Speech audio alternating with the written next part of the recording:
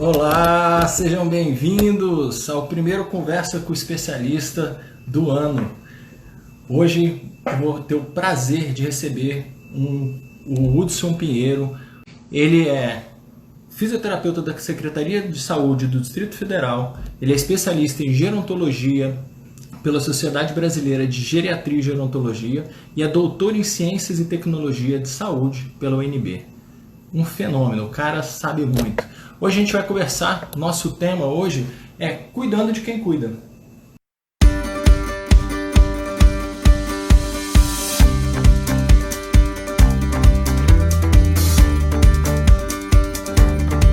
Ele foi meu professor lá na Unieuro, ele foi meu orientador do meu trabalho de conclusão de curso e é um cara sensacional. A gente resolveu falar sobre isso porque tem muitas pessoas, muitos idosos que cuidam dos seus cônjuges e tem muita gente também, filhos que já estão mais velhos, que estão cuidando dos seus pais, que graças a Deus a população está envelhecendo e essas pessoas precisam também de cuidados. Então hoje a gente vai falar um pouco sobre esses cuidados, sobre essa forma de cuidado com esses idosos e o que as pessoas que cuidam devem fazer para também ter saúde. Esperar o Hudson entrar aqui e a gente já começa. Mas desde já... Ah, ele entrou aqui, ó. Entrou junto com a tia Valderez. Deixa eu chamar o Hudson.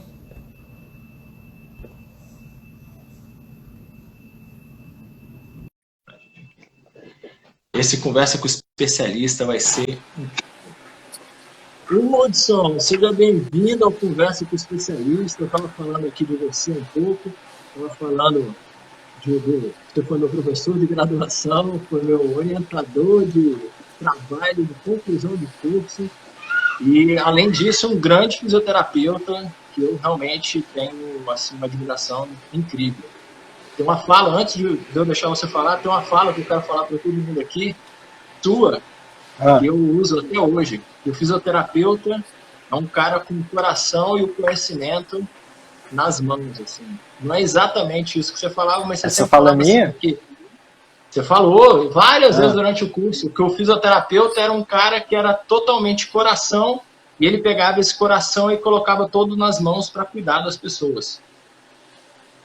A história é mais ou menos essa, não é essa frase, é isso que ficou na minha cabeça, assim, o fisioterapeuta é um cara que tem... Ele age com o coração, com a cabeça e através das suas mãos cuida das pessoas. Isso me impactou pra caramba e é uma coisa que eu levo. Assim. Obrigado por você estar aqui. Pode falar aí. Obrigado, boa noite. Obrigado pelo convite, Rafael. Olá a todos que estão assistindo esse projeto incrível aí. E estamos aí para conversar um pouquinho, né? Falar sobre esse desafio que é o envelhecer, né? E ainda mais envelhecer com qualidade, com cuidado, com zelo, e não somente para cuidar do outro, mas também para cuidar da gente mesmo. Sim. Não, até falei pro pessoal que na live de hoje a gente gosta muito de falar sobre envelhecimento, sobre o cuidado com os idosos, a gente veio de vários quadros lá, mas que hoje a gente queria falar justamente das pessoas que cuidam, né? Que várias vezes são filhos, mas como a população está muito idosa, filhos que de vez em quando estão com 70 anos, estão cuidando de seus pais com 90, e o que é essa dificuldade, né? Então, Hudson, eu queria saber de você, quando a gente montou nossa live com muito carinho pessoal, a gente até falou um pouco sobre o que seria o papel desse cuidador. Qual seria o papel desse cuidador? Antes de mais nada, eu acho que é interessante a gente pensar que o envelhecimento é uma conquista, né? A gente... ao longo das últimas gerações, né, a gente veio aumentando a expectativa de vida, né?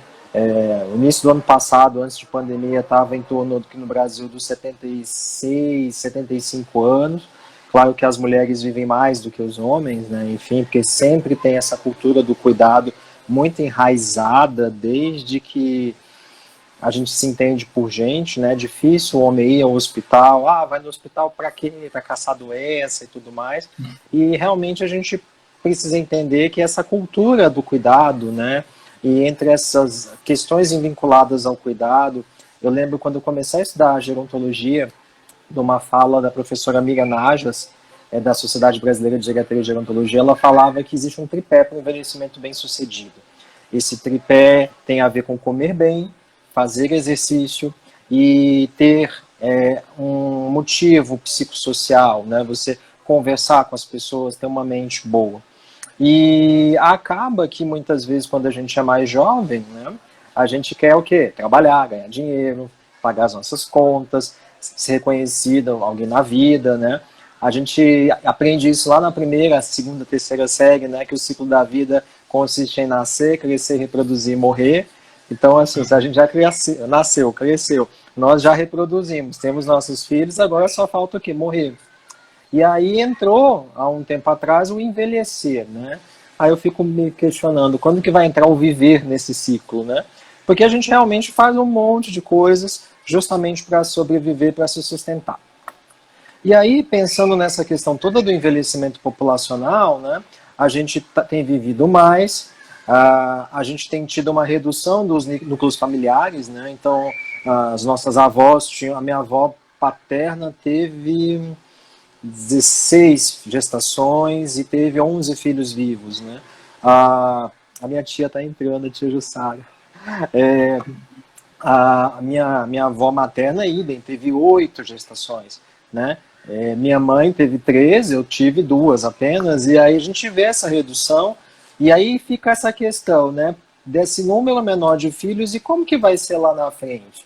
Porque quando a gente começa a estudar o envelhecimento, a gente precisa também ler um pouco mais sobre os aspectos psicológicos e sociais. Esse é o grande desafio, muitas vezes, né? Você, profissional de educação física, formado em fisioterapia também, e outros colegas aí da área biológica, a gente pensa muito nessa questão de fazer e vamos lá. Mas a gente esquece desse social que impacta tanto, né? E aí, quando a gente começa a olhar para aí, né, tem uma série de questões que a gente precisa levantar e discutir. Você me perguntou sobre o cuidador, a gente tinha combinado. O cuidador é aquela pessoa que cuida, né? A gente não tem a regulamentação formal dessa profissão ainda no Brasil, então não é reconhecida ainda como profissão, então muitas vezes o cuidador acaba sendo aquele empregado doméstico, e na grande maioria das casas é isso, que além de cuidar da casa, ele oferece os cuidados para aquela pessoa que está lá dentro de casa. E aí, como a gente vive, e principalmente com a pandemia, uma questão financeira muito significativa no nosso país, muitas vezes um desses filhos, ele acaba, já que você não está fazendo nada, já que você precisa de um dinheiro, ele acaba assumindo esse papel de cuidador principal, né? O que a gente chama de cuidador familiar, mas muitas vezes ele é remunerado. E aí o que muitas vezes a gente não entende é que é uma profissão, cuidar de alguém dá trabalho, requer assistência, requer supervisão direta para todas as atividades e principalmente quando a gente tem alguma variável cognitiva associada. E aí também dentro... Por que essa questão do cuidado é importante? Constitucionalmente falando, né, a gente tem o artigo 229, que fala que é dever, na verdade, dos pais cuidarem dos filhos quando criança e o inverso, os filhos cuidarem dos pais na velhice. E no plural, não é apenas um. E aí a gente acaba vendo muitos arranjos familiares, sabe, Rafael? Assim, às vezes a família tem assim, você que leva para consulta, eu fico com o pai em casa, né, e o outro é que vai lá e ajuda financeiramente fazendo as compras da casa.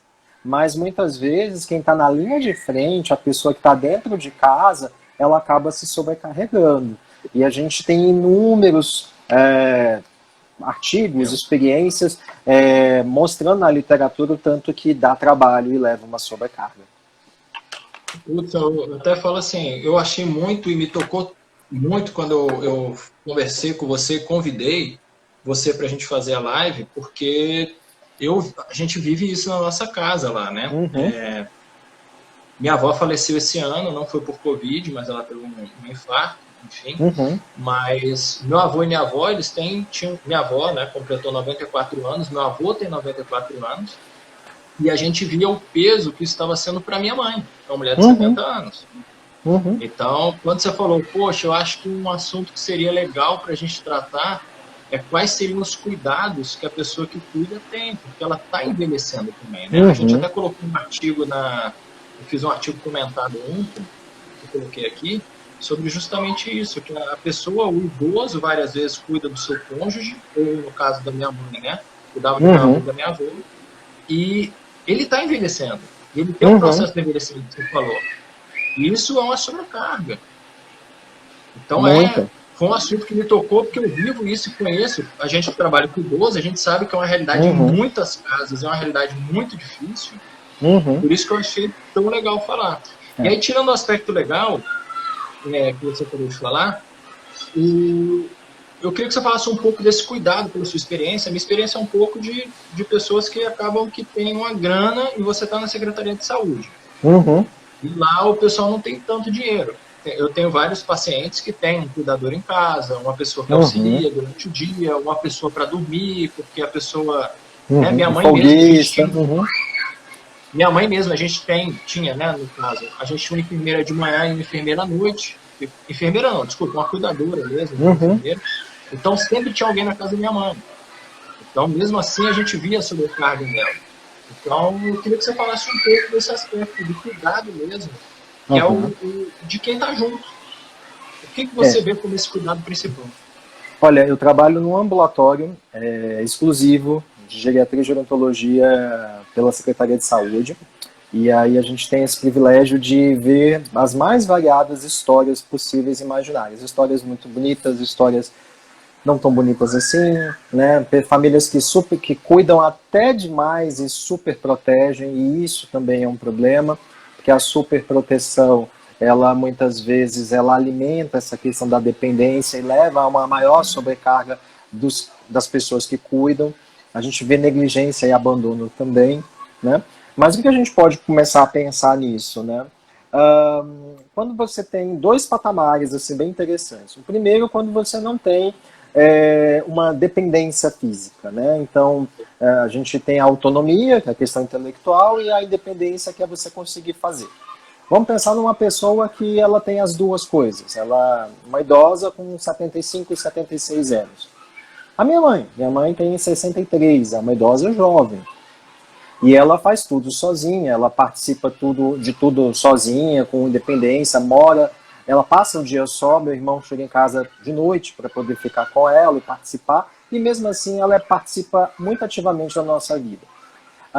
Nesse momento ela não precisa de ninguém para estar ajudando e supervisionando, né? Mas quando a gente fala em vulnerabilidade social, né, dependendo do local onde mora, dependendo da idade, né, a gente começa a pensar nessa questão de segurança. Mas aí vem aquela história, né? Muitas vezes cognitivamente falando, mas para que eu não preciso, né? E se a gente for pensar que é curva de desenvolvimento, acontece algo muito parecido na adolescência, onde muitas vezes a gente tem um corpo de mulher, um corpo de homem, mas uma cabeça de criança. Agora acontece ao contrário. A gente tem uma maturidade intelectual, uma condição de saber o que quer e como fazer, mas muitas vezes a gente tem uma limitação corporal. E aí, provavelmente, nesse primeiro cenário, uma supervisão direta faça-se necessária. O segundo cenário é quando você tem aí uma deficiência, né, causada aí por um Alzheimer, uma doença de Parkinson, uma AVE, e muitas vezes, dentro do que a gente tinha começado a fala, que a gente não tem uma cultura da prevenção, esses agravos eles podem se instalar, e uma vez instalados, eles vão levar a uma necessidade direta de intervenção. E aí, por exemplo, dentro de um serviço público, o nosso papel, além de tratar, de cuidar, é orientar essas famílias. E às vezes não é tão fácil assim, porque existe aquela cultura de que vai ficar bom, né? Leva lá, leva no fisioterapia, leva lá no do médico, o médico vai prescrever uma medicação, e a famosa mito da cura, né? E aí eu sempre falo que envelhecimento não tem cura, é um processo, né? E é um processo que requer cuidados do ponto de vista de higiene, de alimentação, de exercício físico, e não somente do ponto de vista medicamentoso, né? E aí essa que tem que ser a nossa fala muitas vezes.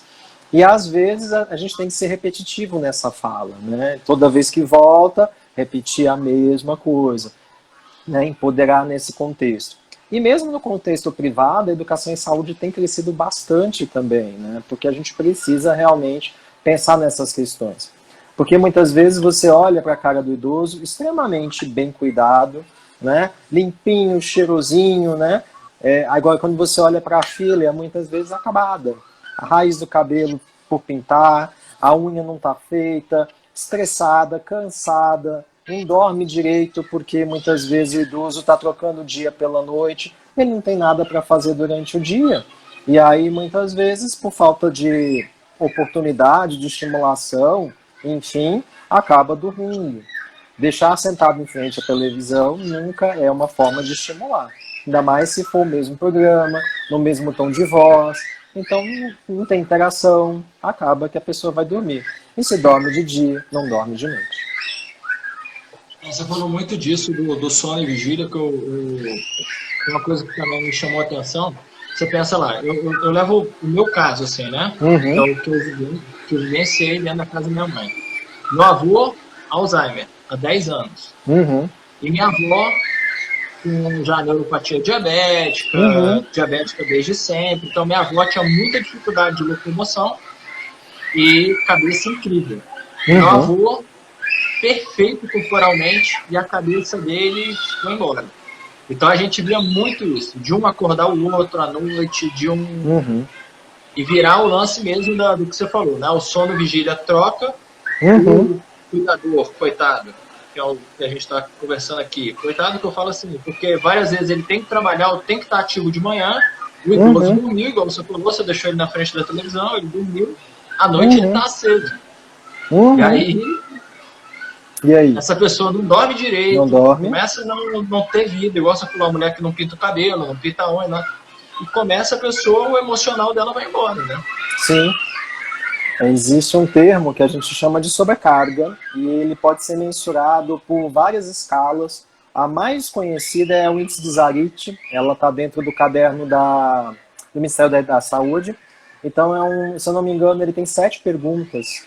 E são perguntas diretas que você faz para a pessoa que cuida e, assim, você se surpreende muitas vezes com as respostas, sabe? E muitas vezes, durante a entrevista, eles se emocionam, eles se abalam, né? Às vezes, sair de casa e ir até a terapia é um motivo assim, pelo menos ele vai fazer alguma coisa, enquanto está na terapia, eu vou ter um período para mim. Mas muitas vezes, quando chega lá, a gente precisa dar mais tarefas para ele. Olha, vem cá, você tem que estimular o seu João não pode ficar o tempo todo assim, no sofá, vamos andar com o seu João, tem horário para comer, horário para dormir. E aí chega uma hora que a gente olha para a cara dessas pessoas e elas estão assim, tá, mas e eu? Né? E aí a gente precisa realmente empoderar essas pessoas. Um pouco antes da pandemia, a gente lá na unidade sempre fazia, pelo menos 2 vezes ao ano, uma educação continuada para cuidadores informais de idosos. E aí qual que era o critério? Era ter um idoso que fosse assistido pela equipe. E aí a ideia era a gente realmente empoderar essas pessoas. Como é que eu faço uma transferência? Como que eu faço para cuidar melhor da alimentação, preparo, né? Tinha uma parte da oficina que eu sempre gostei muito, que é a questão da nutrição, a oficina de como preparar o alimento, como espessar o alimento, e além de comer, participar na casa, né, na mesa, porque muitas vezes essa pessoa acaba sendo segregada, né? E aí muitas vezes à mesa você tem essa oportunidade de realmente juntar as pessoas, trocar uma ideia sobre como foi o dia. E aí eu não sei te dizer, sabe, Rafael, se o que mais era interessante nessa atividade que a gente fazia, se era o conteúdo que a gente passava para essas pessoas, ou pelo simples fato delas estarem ali sendo ouvidas, né, escutadas, né? Então, assim, essa questão da roda de conversa é uma metodologia que é muito utilizada na atenção básica, em grupos com idosos, enfim, e ela funciona muito, né? A gente tinha uma experiência muito interessante antes da pandemia com os cuidadores, com grupos de dor crônica, e muitas vezes esses cuidadores têm dor crônica por conta dessa sobrecarga, e que agora a gente está tentando se reinventar, né? Como que a gente vai fazer para dar esse suporte a essas pessoas? às vezes eu faço muito teleconsulta, né? E muitas vezes, assim, além de perguntar como está o seu João, por exemplo, eu pergunto, e você, como é que está? E aí a gente começa a ter uma porta para poder escutar, ouvir e realmente sensibilizar essas pessoas. Porque, assim, quando a gente tem um processo, né, de envelhecimento, um declínio cognitivo principalmente, eles dão muito trabalho, porque eles precisam ser supervisionados diretamente. E isso muitas vezes não está tão na cara como, por exemplo, um AVE tá com a hemiparesia, o Parkinson tem pela limitação de movimentação. A pessoa com Alzheimer, muitas vezes, você olha, ela não tem nada, não tem nenhum estereótipo, na verdade, que vai fazer com que a pessoa entenda que ela tem uma doença. E muitas vezes o que a gente mais escuta é a birra dele, ele faz isso de propósito, até porque a demência flutua, né? E aí a gente precisa realmente sentar, conversar, mostrar que não é dessa forma, que realmente a gente precisa ter paciência, a gente precisa estar presente o tempo todo, uma supervisão mesmo que direta. Às vezes eles vão ser muito repetitivos, então assim, a gente precisa ter uma rede, conversar com essas pessoas para que, o seu irmão, um vizinho, um primo, alguém que seja próximo, às vezes o genro também entra nesse processo, porque se a gente não dividir, realmente fica muito difícil, né? Os cuidados, na verdade, ao longo do final da vida, eles realmente exigem muito, no primeiro momento emocionalmente e no segundo momento fisicamente. Então é uma das coisas que a gente muito fala lá na unidade, olha, você como cuidador tem que ser ativo, então tem que fazer exercício também. Mas meu pai não quer fazer. Então, assim, aquela questão faz, você não manda em mim porque eu sou seu pai. Então vamos fazer que é diferente. Então você senta junto com ele e faz os dois juntos, né? Isso acaba tendo dois motivos de ganhos bem interessantes. O idoso, que se mantém ativo, que se mantém com força, pelo menos para as atividades do dia a dia, e você que está treinando junto, que mantém força, que vai ser necessária, por exemplo, para as transferências. Porque vai chegar uma hora que a gente vai precisar ajudar, né? É o preço que a gente paga por viver mais. Sim. Não, e até eu queria ver com você como que vocês fazem assim, como que você, Hudson, faz. Eu não posso falar na secretaria, você é um dos funcionários da secretaria, mas você trabalha nessa área. Porque para mim é fácil. Tem vezes que eu vou na casa do idoso e os filhos são muito participativos, né? Na própria terapia eles querem estar juntos. E tem filho que é o que você falou mesmo, que fala assim, graças a Deus, é o tempo que ele está com o Rafael que eu posso ler um livro, eu posso... Acaba que fica isso, né? E eu sempre incentivei muito de, você tem que sair, mesmo que deixe um pouco para a empregada, pelo menos uma caminhada lá embaixo você tem que fazer, porque você tem que cuidar de você. Sim. E tem pessoas que dedicam tanta vida que quando seus idosos vão embora, né? Algum dia vai, a pessoa fica desestruturada, porque levou os últimos 5, 10 anos da vida dela só pelo idoso, e ela não sabe nem o que fazer mais, ela não se encaixa, né? Lá a gente tem o privilégio de trabalhar dentro de uma equipe, né? Então a gente tem vários colegas, né? Temos psicólogo, terapeuta ocupacional, fono, né? E a gente senta e conversa junto sobre o que a gente pode fazer. O assistente social, que tem um papel fundamental nesse processo. E assim, o enfrentamento ao luto é uma das forças-tarefa que muitas vezes a gente tem, né? Acolher essas pessoas. E a gente até já tem mais ou menos já consegue perceber quando aconteceu, né? O jeito que eles entram na unidade e muitas vezes eles são muito gratos, né? Porque durante esse processo de cuidar, a gente tenta empoderá-los para que realmente a gente possa fazer outras coisas. E o luto, né, ele pode perdurar por bastante tempo. Um luto não tratado, ele pode causar consequências bem severas, né? Podemos dizer assim. Então, o que a gente tenta fazer na maioria das vezes? Identificar, né?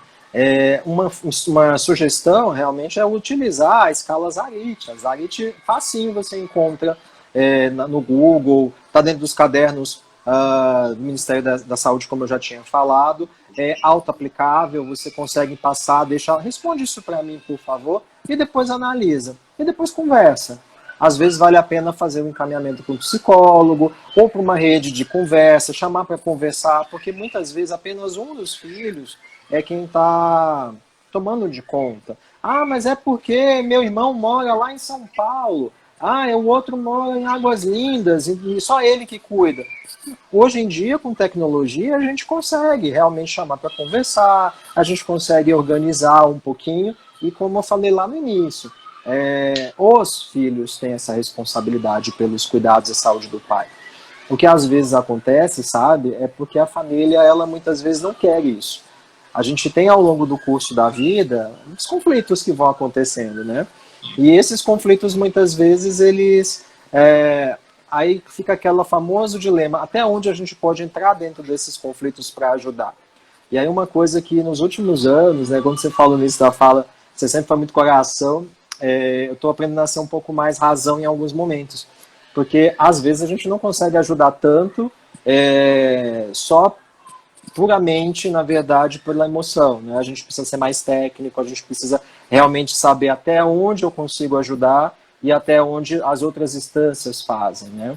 E isso eu aprendi tem pouco tempo, com uma assistente social que veio trabalhar com a gente. Mas, assim, geralmente a gente consegue, por meio da empatia, chamar esses cuidadores para participar, para eles entrarem. Muitas vezes, como é que eu faço? Eu atendo só em ambulatório na secretaria. Então eu sento, eu converso, eu oriento, eu explico. E eu sei que vai ser um dos temas próximos aí, a sarcopenia, o processo de perda de força muscular. Então eu explico isso para os cuidadores, né? Eu falo, olha, se ficar do jeito que tá, vai perder força. Perde força seu pai, perde força você. E os dois precisam força. É força que faz a perna andar, o coração bater, o intestino funcionar. Então vamos movimentar. E dependendo da avaliação, dependendo do que o meu idoso tem, a gente começa a estabelecer metas, né? A gente pode utilizar com um podômetro qualquer para ele dar mais passos durante o dia, ou ele pode, as famílias que são de baixa renda, extremamente carentes, eu faço diário. Olha, ele levantou da cama, ele foi até o banheiro, ele leva quanto tempo? Ah, mais ou menos uns 5 minutinhos. Então anota, ele andou 5 minutos. Aí, vamos tentar, ao final do dia, somar esses deslocamentos e ver quanto que dá. Que dê pelo menos 1h30 de deslocamento. Nossa, isso é muito? Não, quando a gente vai ver, não é muito, não. Às vezes, os deslocamentos para ir até a mesa para almoçar, para jantar, para ir até a varanda para tomar um sol, já são suficientes para que a gente consiga manter o acionamento das unidades motoras e manter o mínimo de dependência necessária. E aí eu sempre faço uma piadinha, né? Eu tenho que, infelizmente, ir contra Renato Teixeira, porque ando devagar é porque sou sarcopênico, frágil e posso cair até demais. Então a gente precisa realmente incentivar isso, né? A caminhada, mesmo que seja curtos deslocamentos, principalmente nas demências, né? Muitas vezes a única coisa que a gente consegue é realmente convencê-los a deslocar-se. E a gente tem que ser muito criativo também em alguns processos. Outros processos a gente consegue realmente entrar com uma rotina de exercício, e hoje em dia a gente tem vários protocolos interessantes aí para fazer em casa. Você tem, por exemplo, utilizei no meu doutorado o HOPE, que é um protocolo londrino, que você consegue estabelecer o nível de treinamento desse idoso por meio do Time Up and Go. Você pode usar o Otago, o PLI, tem vários protocolos interessantes. Então, o interessante é que a gente realmente deixe deveres de casa, faça cartilha, faça um vídeo instrutivo, orientando, na verdade, essas pessoas, né? E, assim, estou vendo uma série de pessoas entrando aqui, os meus colegas e amigos lá da Abrafim, Ana Elisa, Paulo. A gente trabalha realmente com isso, deixando o dever de casa e incentivando realmente essas famílias. A gente tem que empoderar esses cuidadores. E uma outra coisa que a gente tem que pensar muito é que a fisioterapia é hands-on, mãos do paciente, mas a gente também tem que tirar as mãos desse paciente, né? Ele tem que fazer coisas sozinho, ou com a mínima ajuda, ou com supervisão direta, na verdade, dos cuidadores. E quebrar uma série de mitos e estigmas, como, por exemplo, a bengala. É uma das coisas que, assim, até hoje vai falar de bengala. E, assim, é uma das coisas que mais sobrecarrega o cuidador. Ah, mas mamãe não precisa, mas você olha a mamãe andando na rua, agarrada no braço da filha, aquela filha morre de dor no pescoço, e quando você para um pouquinho para conversar, bursites, lesão de manguito rotador. Então, essa filha, ela precisa que a mãe use a bengala. E aí, quando ela usa essa bengala, ela pode até amporar, guiar, na verdade, essa mãe, mas a dor vai diminuir consideravelmente. Aí você tocou num ponto que é sensível, né? Uhum, Eu lá em casa, meu avô, agora ele tá com Alzheimer, mas quando ele tava um pouquinho melhor, eu via que ele tinha um ódio, assim, em algumas atitudes minhas, né? Porque quando eu que uhum, ficava mais com ele, era assim, ah, pega aquilo ali, alguma coisa assim, eu falava, não, não, você pode ir. Ah, não, mas tem que. Aí minha mãe falava, você tem que ajudar seu avô. Não, não, não tem que ajudar meu avô. Tem que estar aqui ao lado para se acontecer alguma coisa, né? Que começa isso que você falou, da exatamente. superproteção. E a superproteção acaba que a pessoa acha que está ajudando e acaba que ela está prejudicando o idoso e é ela mesma. Porque ela vai ficar cada Uhum, vez menos tempo para ela, o uhum, idoso cada vez vai ficar mais sarcopênico, igual você falou, e ela vai ter que fazer mais força para levar o exato. idoso de um lugar para o outro, tirar da cama, colocar, dar banho. Então, é um dos fatores também É bem. isso aí. E a começar em casa, né? Porque santo de casa não faz milagre, mas a gente começa a acionar a nossa rede, né?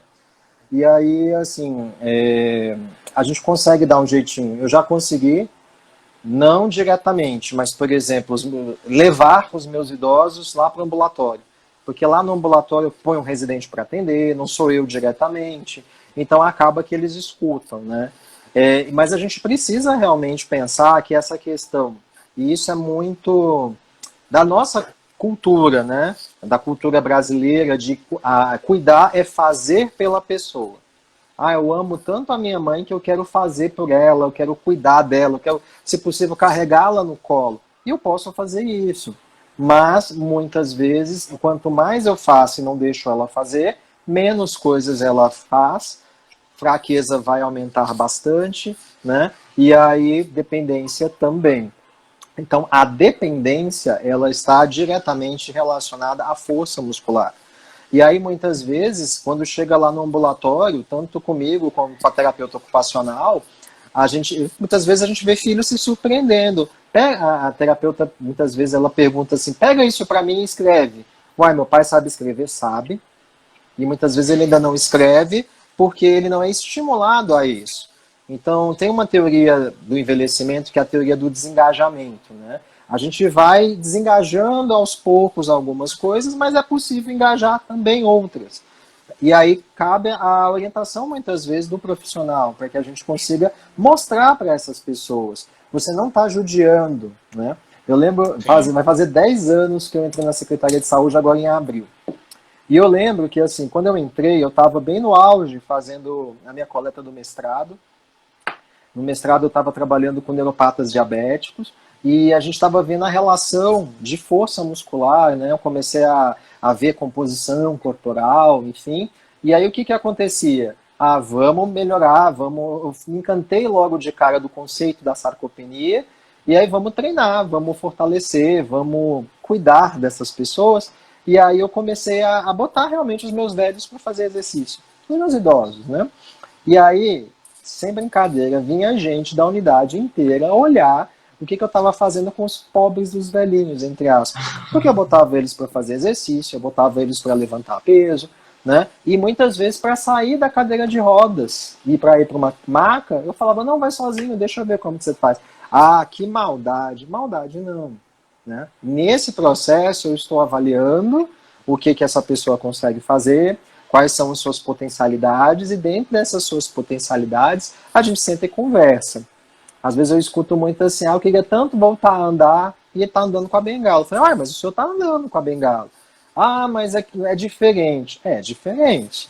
Mas sente menos dor, não sente? Realmente não está doendo. Viu? E aí é onde a gente começa a conquistar o nosso terreno, né? A gente precisa aprender a barganhar as coisas, né? Então, assim, você está andando, a queixa principal era a dor, então com esse dispositivo você está andando sem dor. Pronto. E aí a gente vai mudando isso. Essa cultura de não usar bengala ou dispositivo também é muito nossa. Quando a gente vê fora do Brasil, o pessoal usa e realmente entende a importância que é uma tecnologia, né? Então, se ao longo da vida a gente não conseguiu ter esse hábito de cuidar da articulação, de cuidar por meio de uma atividade física, coisa que o oriental faz e muito bem, a gente tem que agora pensar em realmente dar um jeitinho. E dar um jeitinho o brasileiro entende muito bem. Aí a gente abre mão de algumas coisas, né? Eu tenho usado muito, às vezes, joelheiras, né? Coisa que a gente não utilizaria tanto para jovem, pensando justamente nesse contexto de acomodar a musculatura e tudo mais. Para eles funcionam que é uma mão na roda e justamente com a joelheira aumenta o nível de atividade. Então tem umas coisas bem interessantes aí que a gente pode estar pensando junto. E escutando a família. A gente estava conversando, né, ontem, enfim, como que a gente faz, como que a gente cuida. Às vezes, né, a gente identifica, olha, vou pegar o exemplo da Ana Elisa, que está aqui, minha amiga querida, ela cuida da mãe dela que tem Alzheimer. Então, muitas vezes, assim, a mãe está super ótima, mas quando a gente olha, é o filho que está precisando de ajuda. Então, muitas vezes, a gente faz o tratamento indireto, né? Então, a gente vai fazer o seguinte, mamãe está bem, mas agora eu quero que você faça exercício. Eu? Você. O ombro não está doendo? Tá. Traz a sua tomografia, traz o seu raio-x, deixa eu dar uma olhadinha no seu ombro. E aí a gente consegue cuidar dessa idosa de maneira indireta, de uma maneira diferente, cuidando desses filhos, né? Dando suporte para esses filhos, melhorando a dor desses filhos, e aí com isso a gente começa a ver uma independência, uma melhor nesse cuidado e principalmente menor sobrecarga. A sobrecarga, muitas vezes, ela alimenta a violência. Não somente a física, que muitas vezes ela ainda a vias de fato acaba sendo a última consequência, mas a emocional, a psicológica, a financeira, né? E isso é algo que a gente precisa estar avaliando muito bem.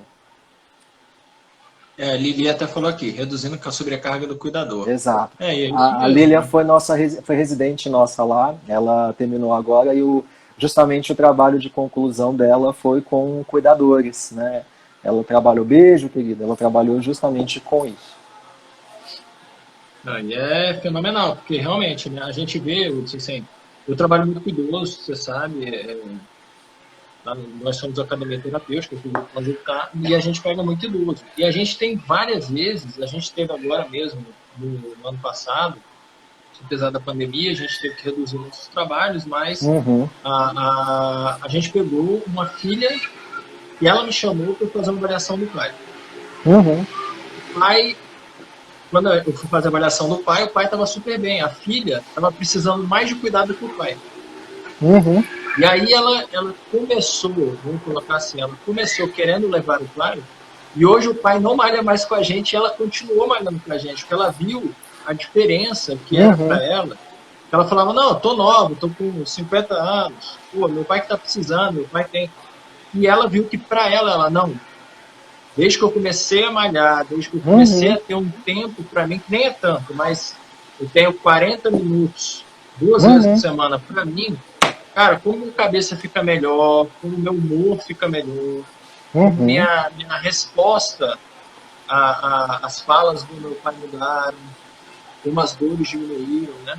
Então, assim, o cuidador, muitas vezes, quando é cuidador profissional, eu acho que ele deve se cuidar como qualquer pessoa, mas eu acho que os filhos... Não, tô falando assim, deve se cuidar, assim, é uma parte, porque querendo ou não, Lúcio, é trabalho. Então, assim, os cuidadores profissionais, você até falou que o filho também pode ser um cuidador profissional, mas quando a pessoa vê como um trabalho, ela fala assim, opa, não estou conseguindo fazer tal coisa, eu preciso melhorar, senão vou me ferrar. Quando é um filho, ele se sente culpado de sair de perto. Sim. E aí essa palavra que você utilizou é uma palavra que é muito recorrente. Culpa, né? Eu sou culpado, eu tenho culpa, né? E até mesmo nesse processo da finitude, do luto, né? Muitas vezes, meu pai faleceu, meu pai partiu, será que eu poderia ter feito alguma outra coisa? Então, assim, esse sentimento de culpa, ele está muito forte também dentro de pacientes, de cuidadores que estão sobrecarregados.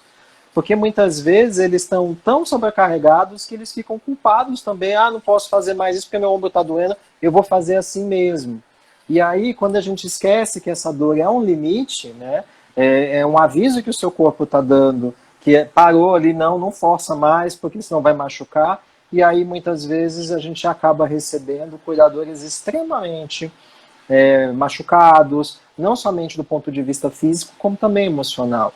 Né? Então, assim, a gente precisa ter um pouco mais de sensibilidade, de olhar e realmente identificar essas pessoas que também precisam muito de ajuda. E, assim, o ambulatório do cuidador é uma coisa que ele funciona também muito indiretamente, né?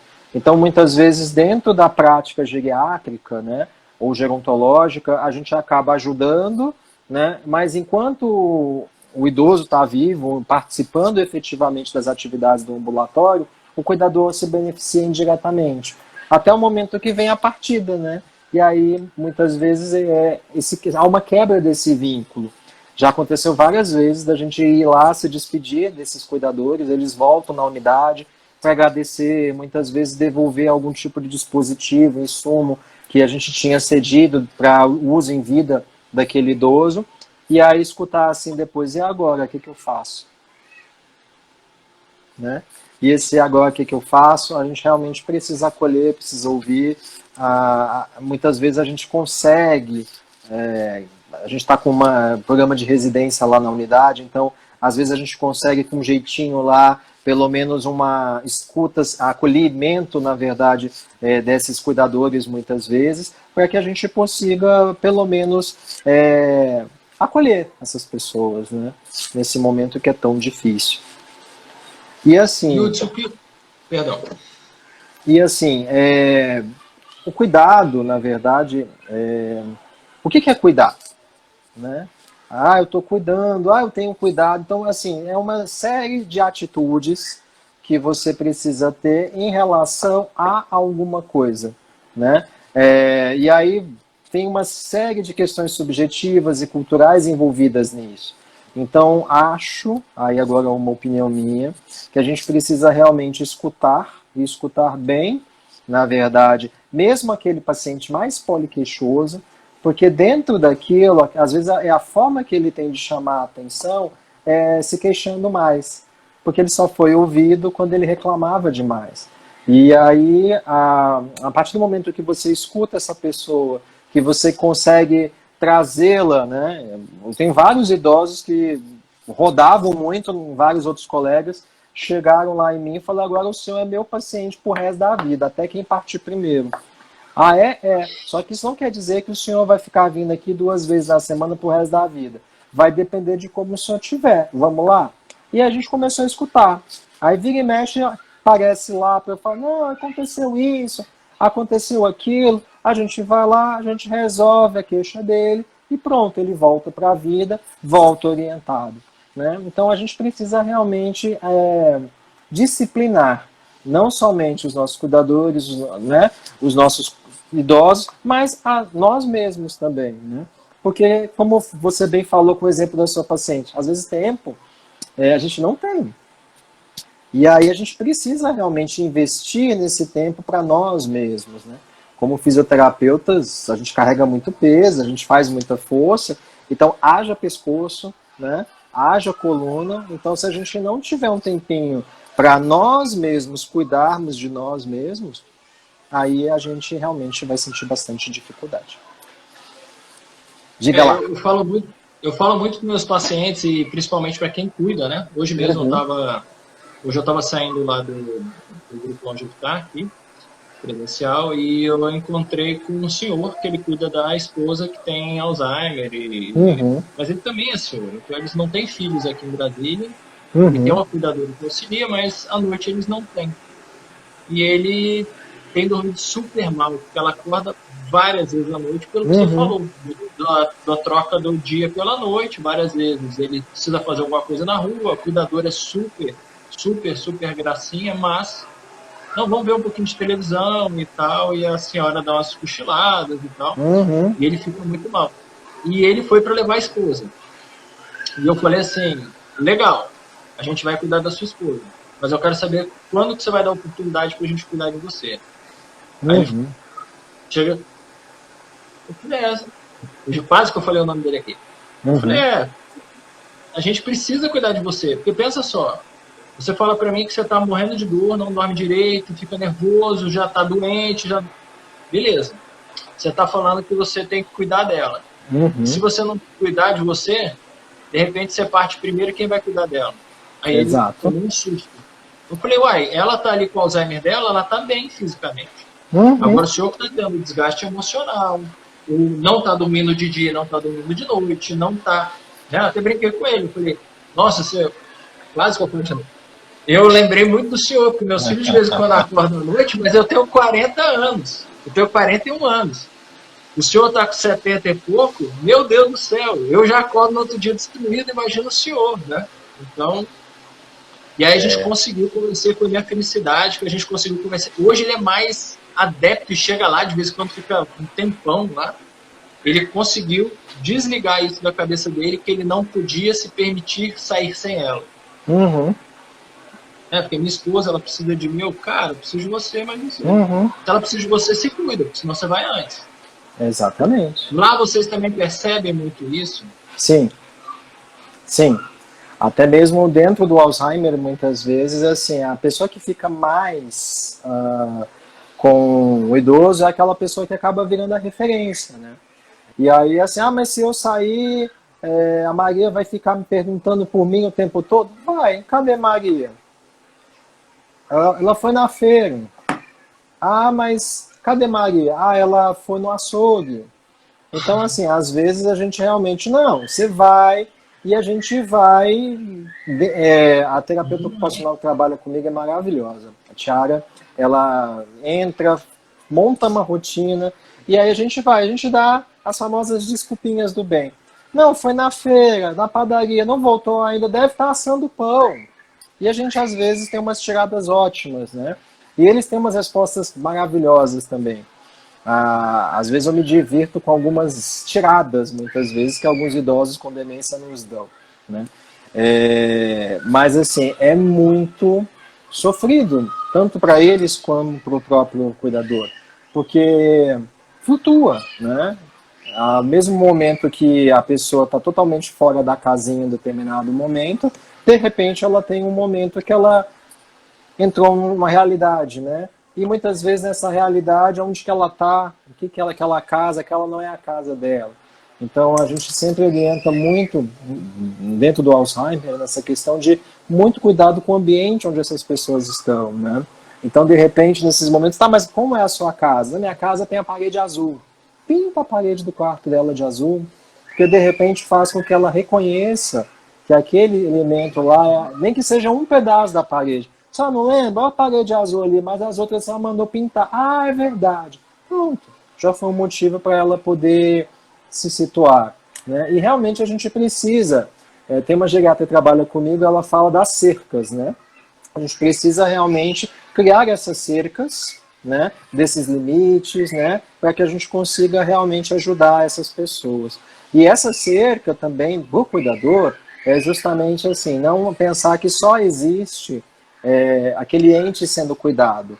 A gente vê muitas vezes divórcios acontecendo, né, porque a filha só olha para a mãe e esquece do marido, esquece dos filhos, né, e isso é muito complicado, né, e se um casamento já é difícil, muitas vezes, na relação genro-sogra, nora-sogra, imagina, na verdade, dentro de um contexto com uma idosa com demência, e onde a filha só olha, na verdade, para o contexto da mãe. Enfim, aí a gente realmente precisa ter um jogo de cintura e fortalecer muito mais esses vínculos. Ok? Eu achei o tema muito bacana, assim, você vê que as pessoas estão mesmo curtindo isso, porque assim, eu vou cuidar da minha mãe, minha irmã vai cuidar da minha mãe, minha irmã vai cuidar da nossa mãe também, e a gente vai ter que ter isso, porque, por exemplo, a gente vê minha mãe, minha mãe é filha única, eu gosto que você falou todas as vezes que a gente falava assim, não mãe, vamos fazer o seguinte, esse final de semana a gente fica com os meus avós e você sai, vai pra casa de uma amiga, vai jogar baralho, ela não se permitia. porque não era obrigação nossa, né? Uhum. É obrigação dela, filha. Então, É. eu acho que o vínculo, e eu falo pra ela, ó, mãe, vou ficar cuidando de você o tempo todo, não, porque se eu tenho que me cuidar também, eu brinco com ela fica me olhando com aquela cara assim, ó. Meu irmão já sacaneia um pouco mais. Ele fala assim, mãe, ó, já vamos procurar logo, enquanto você tá bem, um lar que você queira ficar, e quando você ficar bem, eu vou te colocar no lar, hein? Então tem que ser uma escolha boa. Aí A minha minha mãe mãe, fica rindo. minha mãe fala que quer ir para uma instituição também, mas eu não sei, vamos ver, tem chão ainda por aí. Mas essa questão de dividir é algo que, assim, eu passei por uma experiência muito interessante com a reta final de vida do meu pai.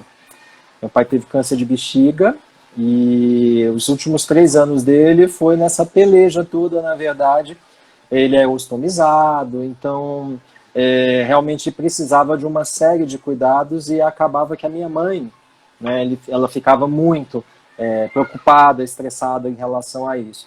E aí a gente foi conversando e a gente sempre que ele precisava internar, graças a Deus, a gente teve uma relação muito boa, eu e os meus irmãos, e aí a gente realmente se dividiu. Então, tinha um dia, eu revezava as noites com meu irmão, durante o dia minha mãe ia, minha irmã, né, quando ela podia também, ou ela dormia ou ela ia, e então assim, eu consegui, por conta de ser servidor, uma licença, então a gente foi dando jeitos, né. Depois, quando foi para casa, os meus irmãos na época moravam com ele, eu não moro, não morava, então mas moro perto, então qualquer coisa, enquanto eles trabalhavam, meu trabalho era perto da casa dos meus pais, então minha mãe me ligava, eu ia almoçar lá, então assim, esse sentar e conversar e combinar ajuda muito, né? Então muitas vezes eu vejo muito assim, meu irmão, ele tem que perceber que eu preciso de ajuda. Não, pede, vem cá, me ajuda, né? Porque o Simancol já saiu do mercado há muito tempo, né? Então se a gente chama, vem cá, vamos sentar, vamos conversar, a gente consegue realmente delimitar os papéis, o que eu faço, o que você faz, né? As minhas meninas, elas entenderam, quando meu pai foi para casa, ostomizado, vovô precisa disso, precisa daquilo, e a minha menor, na época, com 6 anos, ela entendia que ele tinha uma série de necessidades em relação à urina, então ela mesma já falava, vovô, tá na hora, vamos lá, vamos trocar, tá cheio.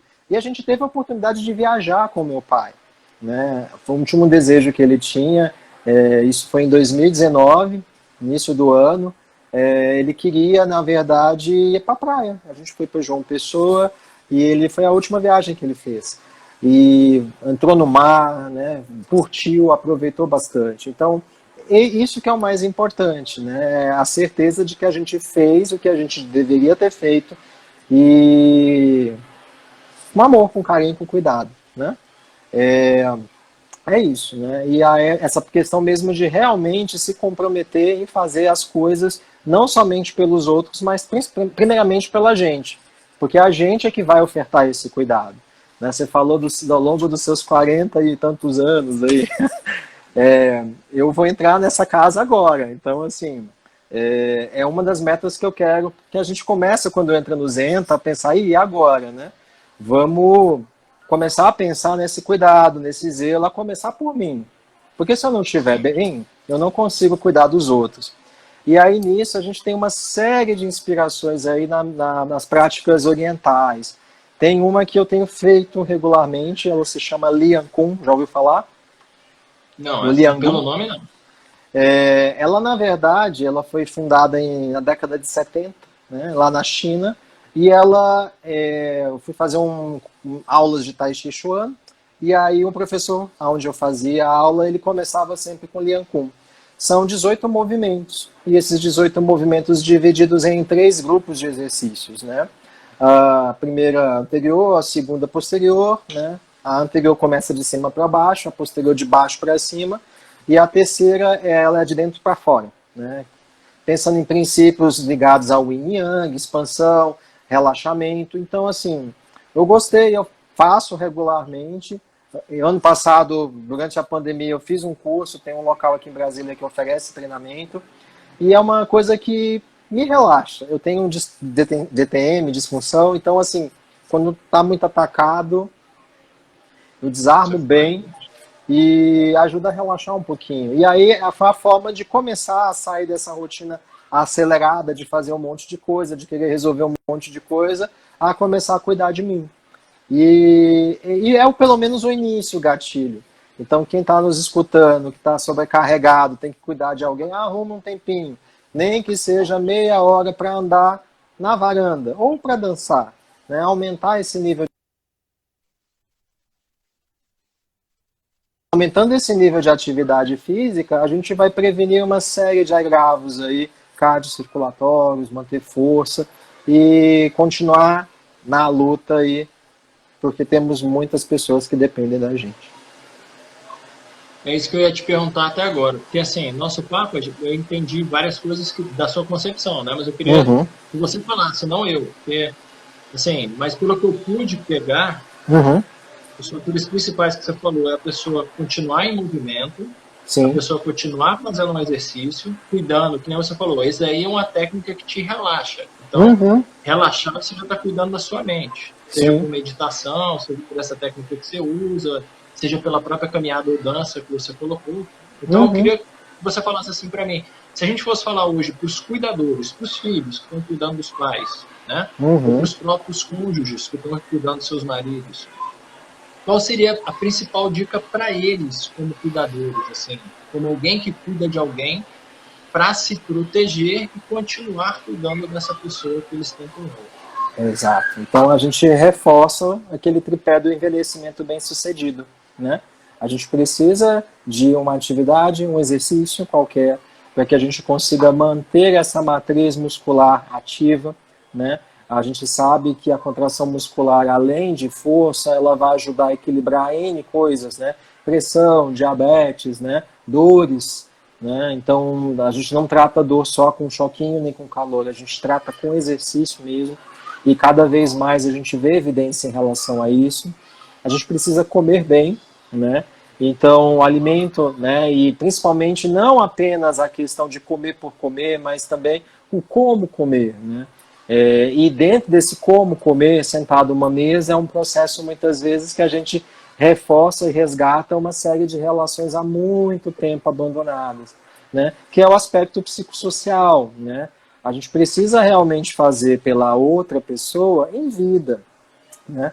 Então, você tem conflito com seu irmão, mas a sua mãe, ela sente falta dele. E, de repente, ele é uma pessoa que pode estar lá junto para ajudar nessa rede de cuidado. Então, muitas vezes a gente intermedia esse cuidado, né? Vamos lá, vai lá, conversa. Ah, não vou. A gente muitas vezes intermedia isso, né? Na unidade. E aí, muitas vezes, o que esse irmão fala? Eu não sabia que ele precisava de ajuda. Os dois não se falavam. Eu tenho um caso bem interessante, acho que cabe para a gente fechar. Uma idosa que a gente acolheu, ela tinha tido um AVE, um acidente vascular encefálico, leve, né? Ela já chegou para mim assim muito bem, né? Com uma pequena dificuldade em pinça, mas muito sutil. E ela tinha duas filhas. A filha, vou chamar a filha de Maria e a outra de Joana. Então, no primeiro dia, ela foi com Maria. E aí eu combinei, vamos fazer intensivão 2 vezes na semana e tudo mais, bora lá só um pouquinho. Aí Maria ligou para Joana. Joana, 2 vezes na semana tá o horário, pode para você? Eu vou terça e você vai na quinta? Fechou. Eu achei aquilo fantástico. Aí beleza, aí começou, Maria na terça, Joana na quinta. Só que eu vim descobrir uma coisa, a Maria e a Joana, elas não se falavam. Elas só vieram a se falar quando a mãe teve o AVE.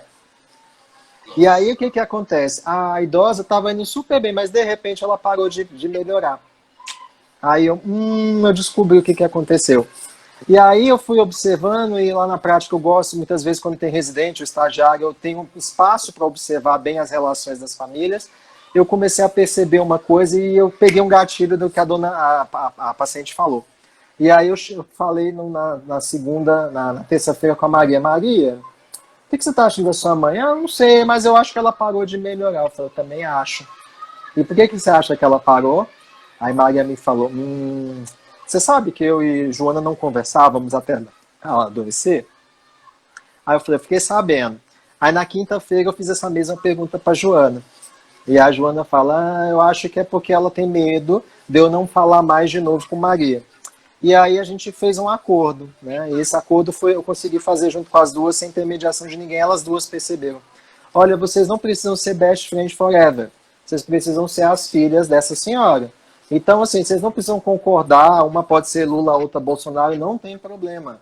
O importante é que, sei lá, nas datas que sejam importantes para ela, um almoço de Natal, nem que uma chegue mais cedo e a outra chega mais tarde, elas almoçam junto, uma vai embora. Enfim, combinem do jeito que combinarem. Mas se vocês estiverem, pelo menos aos olhos dela, bem, ela vai ficar bem. E dito e feito. A idosa melhorou assim tremendamente e recebeu alta e não voltou mais à unidade. Então a gente precisa pensar justamente nisso, né? Às vezes esses gatilhos emocionais, eles realmente são aqueles entraves para essa recuperação. E isso para o cuidador também é. A gente vê muito essa questão do perdão, sei que você gosta muito dessa área também, né? Me ajudou muito a reta final de vida do meu pai ler os livros da Ana Cláudia Quintana. Histórias Lindas de Morrer, nossa, tem 3 histórias, assim, uma especificamente que muito me identifica nele. E é um momento que a gente tem para recuperar, para curtir, para buscar. A gente tem essa vida para ser feliz e para ser vivida com intensidade. Lindo. Não, e a história é fantástica mesmo. Igual você falou, uma história de desfecho mesmo. E também tem muitos filhos, né? Que acaba, os cuidadores, assim, filhos, que não estão satisfeitos com as próprias vidas e acaba que abraçam mais do que o necessário o cuidado dos pais, porque se sentiram útil. Fuga. Também tem